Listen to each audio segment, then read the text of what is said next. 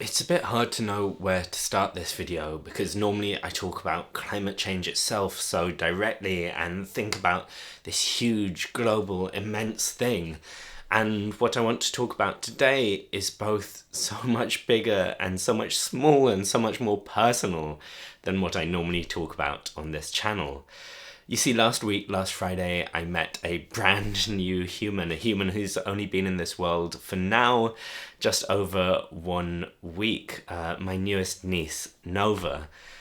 And once again, my heart just melted meeting this tiny new being and imagining what person she might be in the future, what person she already is today.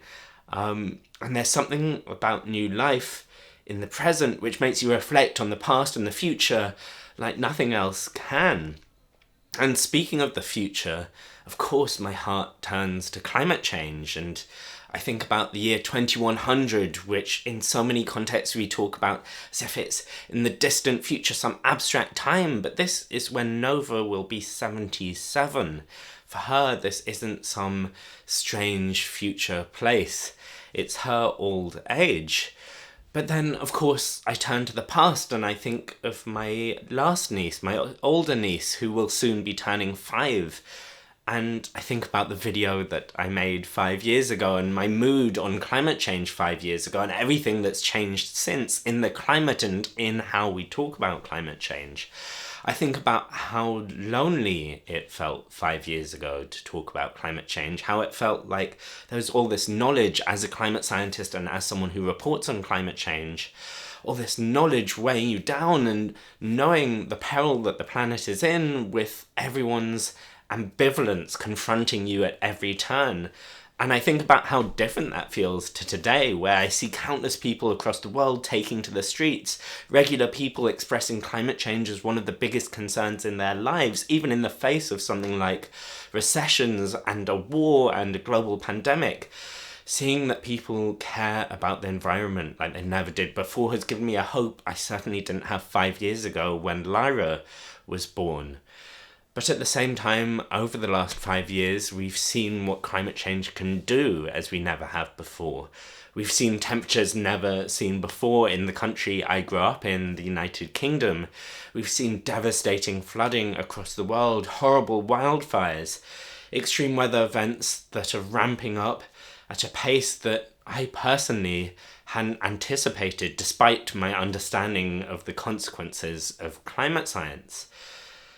And so, of course, it's natural, again, to look to the future, to imagine what the coming decades, when Lyra and Nova are in their teens, perhaps their 20s, and what the world will look like when they're in their old age. And, of course, a big part of that looking to the future is tainted by a fear. This comes at a moment when many people are discussing whether it's even possible to limit global warming to 1.5 degrees Celsius and what the consequences of missing that target might be. That's something I plan to make a video about explicitly very soon. And so that fear of what the world could be when we overshoot this very important target, already knowing what the world looks like today at just over 1 degrees Celsius of global warming. But then on the flip side of that, I remember the situation 5 years ago. It wasn't so long after the Paris climate deal had been agreed, and if anything, it looked like the world was heading for something like 3 degrees Celsius of global warming. That was a reduction on the 4 degrees, which seemed possible when I started working on climate change.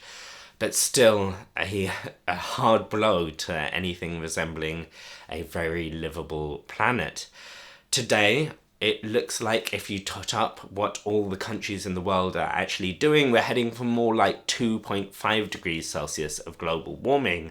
That 0.5 degrees Celsius difference might not sound like much, but it means so much to the futures of all of us, to Lyra, to Nova, to me, to you.